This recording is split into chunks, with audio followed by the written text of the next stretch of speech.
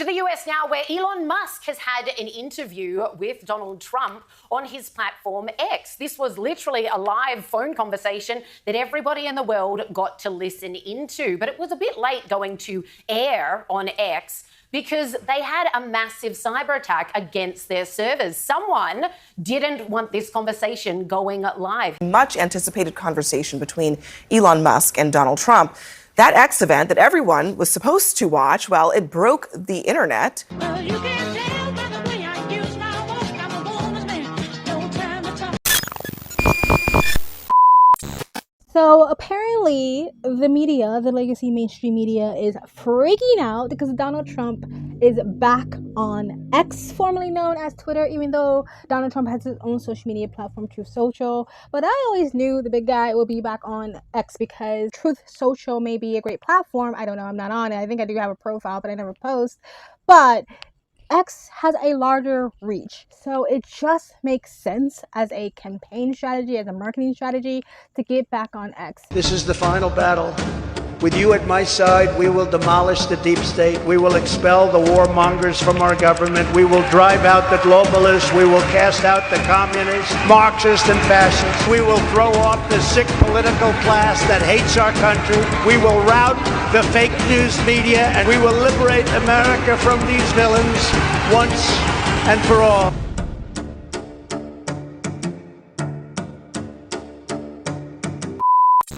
He posted a tweet, and then there was a X live, you know, like those X live meetings you can join, the voice meetings you can join. They're actually really good. I would love to actually do one day. I've joined a few now and again, but him and Elon Musk was going to have this big discussion or interview, and apparently there was like some cyber attack, like not allowing people to join into the conversation or just join in just to listen. There's a lot of technical difficulties, but I guess not on X's side of things, but people trying to mess things up or glitch it out so people can't hear what Donald Trump and Elon Musk has to say, which just begs the question, what are they so freaking afraid of? Like, what are they so scared of? They don't even want people to hear what Donald Trump has to say. If Kamala Harris is so popular, oh my gosh, she is the most loved vice president running to become the president of the United States, what are they scared of? They should not be sweating a drop of sweat if everyone loves her, everyone is going to come out and vote for her, right?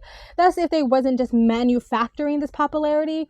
Anywho, I don't have much to say about this. Just trying to keep up with the relevant news that's been coming in. It's been so hard to stay up to date because there's always something new happening because we are in an election cycle. But I will play a couple of clips of the actual discussion that Donald Trump and Elon Musk on the interview on the X Live, and then I will just close it out at that. As this massive attack illustrates, there's a lot of opposition to people just hearing what President Trump has to say, and but I'm honored to have this conversation. I want to emphasize it's a conversation. The inflation, it doesn't matter what you make. The inflation is eating you alive. If you're a worker or if you're just a middle income person, you can't afford. 4 years ago, 5 years ago, people were saving a lot of money. Today, they're using all their money and borrowing money just to live. It's a horrible thing that's happening. And we'll end that quickly. Well, I think a lot of people just don't understand where inflation comes from. Inflation comes from government overspending because the checks never bounce when it's written by the government. So if the government spends far more than it brings in, that increases the money supply. And if the money supply increases faster than the rate of goods and services, that's inflation. Biden actually did something that was impossible. Both sides hate him. Both sides. That was a hard thing to do. Unification. And there's a lot of attempts to do censorship and to force censorship even on Americans from other countries. And I think it's obvious that you're a believer and an advocate of free speech because during your first term as president, you were attacked relentlessly every day, often very unfairly with false attacks. And you didn't try to shut down the media. You didn't try to inhibit their freedom of speech. And I think that says a lot. How crazy is that? Where I mean, you have farmers that are not allowed to farm anymore and have to get rid of their cattle, and the whole world is yeah, a that's little silly. crazy. But Because my views are actually pretty, I think, moderate in this regard, which is that I don't think we should vilify the oil and gas industry and the people that have worked very hard in those industries to provide the necessary energy to support the economy. And if we were to stop using oil and gas right now, we would all be starving, and the economy would collapse. we gave 85 billion of it back to Afghanistan, if you can believe it. We gave them 85 billion. You know, they're one of the largest sellers Yeah. of military equipment in the world. They're selling what we gave them. That was one of the most embarrassing days in the history of our country. What happened to all of the equipment, the weapons, the vehicles, the ammunition, the night vision that the U.S. had there stockpiled that we were using for the past 20 years? What happened to all that? The Taliban have all of them, and it's not just the Taliban. We're talking about $86 billion worth of bases, equipment, military equipment, and the items that you mentioned. All were left for the Taliban, and the Taliban are very generous with their brethren in Al-Qaeda and ISIS. Hamas has them, Haqqani has them, Pakistani Taliban, Tehrik-e-Taliban, they have them. The Taliban have given those weapons to everyone. What was it like for you? Not pleasant, I It's have to not be honest. pleasant. I said there was I blood. I mean, had being more shot is blood. not I didn't much know fun.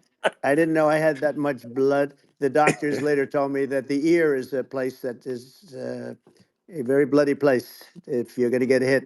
But in this case, it was probably the best alternative you could even think about, because it went at the right angle, and it was a hard hit. It was very, I guess you would say, surreal, but it wasn't surreal. You know, I was telling somebody, you have instances like this, or like a lot less than this, where you feel it's a surreal situation. I think really it's essential that you win for the good of the country for this election, and I mean I'm just stating my opinion. Anyway, guys, let me know what you guys think in the comment section below. Please like, comment, and subscribe. Hit the bell to get notifications when I do upload. All of that really does help with the algorithm, guys. And if you'd like to support this channel, you can donate. My PayPal and Cash App link is in the comment section down below. Or you can super thanks, and you guys have an amazing, beautiful day.